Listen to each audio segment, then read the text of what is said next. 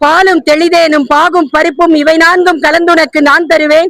கோலம் செய் துங்க கரிமுகத்து தூமணியே, நீ எனக்கு சங்க தமிழ் மூன்றும் தா. ஆகா ஆகா, அற்புதமான திருவிழா, ஆனந்த திருவிழா. சித்திரையில் ஓர் முத்திரை பதிக்கக்கூடிய திருவிழா. எந்த ஊரிலும் காண முடியாத அளவிற்கு ஒப்பற்ற திருவிழா, உலகமே போற்றக்கூடிய ஒப்பற்ற திருவிழா.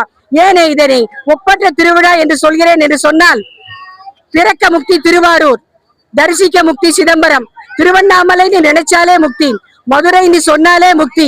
அப்பேற்பட்ட முக்தி கஷேத்திரம், அதுவும் சொல்லக்கூடிய ஆலாசிய கஷேத்திரம், கடம்பவன கஷேத்திரம், 64 திருவிளையாடல்களை சிவபெருமான் நடத்தி காட்டிய திருத்தலம் இது. இன்னும் சொல்ல போனால், அடிமுடி காண முடியாத பிரம்மாவும் மகாவிஷ்ணுவும் சிவனுடைய அடியும் முடியும் காண முடியவில்லை என்று தவித்திருக்கும் பொழுது, சிவனுடைய பாதத்தை 64 திருவிளையாடல் மூலமாக, வளையல் விற்றதன் மூலமாக, மாணிக்கம் விற்றதன் மூலமாக மதுரையின் ஒவ்வொரு வீதிகளும் சிவபெருமானின் பாதத்தை பார்த்திருக்கிறது.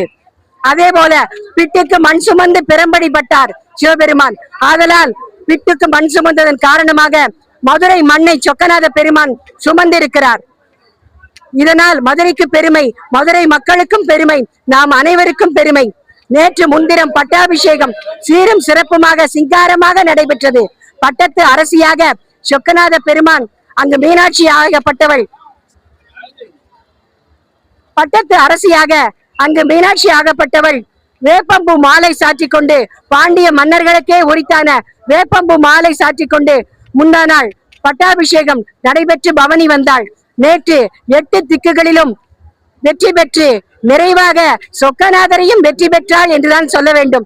ஏன் என்று சொன்னால், மீனாட்சி அம்பிகை வெற்றி பெற்றாள், சொக்கநாதர் வெற்றி பெற்றார். அம்பு விட்டார்கள், அம்பு விடவில்லை, அன்பை விட்டார்கள். குடும்பம் என்று சொன்னால் குடி இன்பம், அதுதான் குடும்பம். குடும்பத்தில் கணவனும் மனைவியும் ஒருவருக்கொருவர் விட்டு கொடுத்து ஏற்ற தாழ்வுகளை சரிசமமாக சீர்தூக்கும் துலாக்கோல் போல் எடுத்துக்கொண்டு குடும்பம் நடத்தினால் எல்லா வாழ்க்கையும் பெற்று, எல்லா விதமான வளங்களும் பெற்று, 16 விதமான நலன்களும் பெற்று சீரும் சிறப்புமாக சிங்காரமாக வாழ்வதற்கு இறைவனும் இறைவியும் நடத்தி காட்டிய திருவிளையாடல்களில் இதுவும் ஒன்று. இந்த திருமண வைபவத்தை பார்ப்பதன் மூலமாக நம்ம வீட்டு பெண் குழந்தைகளுக்கு திருமணம் நடக்க வேண்டும், நம்மளுடைய ஆண் குழந்தைகளுக்கு திருமணம் நடக்க வேண்டும். பேரன் பேத்தியோட, கொள்ளு பேரன் பேத்தியோட 100 ஆண்டு காலம் சதாபிஷேகம் செய்து கொண்டு வாழ வேண்டும் என்று சொல்வார்கள். இன்றைய நிலையில் ஆன்மீகத்துறையாக இருந்தாலும் சரி, அறிவியல் துறையாக இருந்தாலும் சரி, விஞ்ஞானத்தின் வளர்ச்சியோடு மெய்ஞானத்தின் வளர்ச்சியும் சேர்ந்து தொழில்நுட்ப கலைஞர்கள் நமது வீட்டு வரவேற்பறையில் டெக்னீஷியன் என்று சொல்லக்கூடிய அந்த தொழில்நுட்ப வைபவத்தில் நம்ம வீட்டு வரவேற்பறையில் காட்டுகிறார்கள். இதற்கு ஊர்கூடி தேரெழுப்பது என்று சொல்வார்கள். காவல்துறை அன்பர்கள், ஆன்மீக பெருமக்கள், ஆன்றோர் பெருமக்கள், சான்றோர் பெருமக்கள் அனைவரும் தூங்கா நகரம் என்று சொல்லக்கூடிய இந்த தூங்கா நகரத்தில் அவரவர்கள் பணியை, அவரவர்கள் கடமையை சீரும் சிறப்புமாக சிங்காரமாக செய்து வரக்கூடிய இந்த மதுரை என்றுமே உலகத்திற்கே எடுத்துக்காட்டாக விளங்கும் என்பதில் எந்தவித ஐயப்பாடும் இல்லை. எத்தனையோ திருவிழாக்களை பார்த்திருக்கிறோம். இந்த 10 நாட்கள் திருவிழாக்கள் பாங்கான திருவிழாக்கள் என்று சொல்ல வேண்டும். எந்த ஊரில் திருவிழா நடந்தாலும் சிறப்புதான். ஆனால் நாம் மதுரையில் பிறப்பதற்கே பாக்கியம் பெற்றிருக்க வேண்டும். அத்துணை பேரும் தங்களது பணிகளை செவ்வனே செய்து வருகிறார்கள். இதில் எந்த விதமான குறைபாடும் இல்லை. குறையொன்றும் இல்லா கோவிந்தா என்று சொல்லக்கூடிய அந்த கோவிந்தனின் தங்கையான அம்பிகைக்கு இன்று திருமாங்கல்ய தாரணம் என்று சொல்லக்கூடிய திருநான் பூட்டக்கூடிய வைபவம் சற்று முன்னே நிகழ்ந்தது. அலை கடலென திரண்டிருக்கக்கூடிய மக்கள் வெள்ளத்தின் நடுவே மகேஸ்வரனும் மகேஸ்வரியும் மாலை சாற்றி கொண்டார்கள். மாலை மாற்றினாள் மீனாட்சி, மாலை மாற்றினாள் சொக்கநாத பெருமானுக்கு மாலை மாற்றினாள். இந்த மாதிரி நம்ம வீட்டுல இருக்கக்கூடிய பெண் குழந்தைகளுக்கு திருமணம் நடக்க வேண்டும். நம்மளுடைய இருக்கக்கூடிய பையன்களுக்கு நல்ல மருமகள் வர வேண்டும். மருமகள் என்று சொல்வார்கள். வீட்டிற்கு இன்னொரு பெண் வந்தால் அவள் மருமகள்.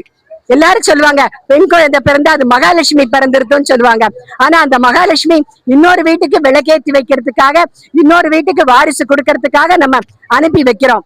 அதே போல மகாவிஷ்ணுவும் வேண்டும்.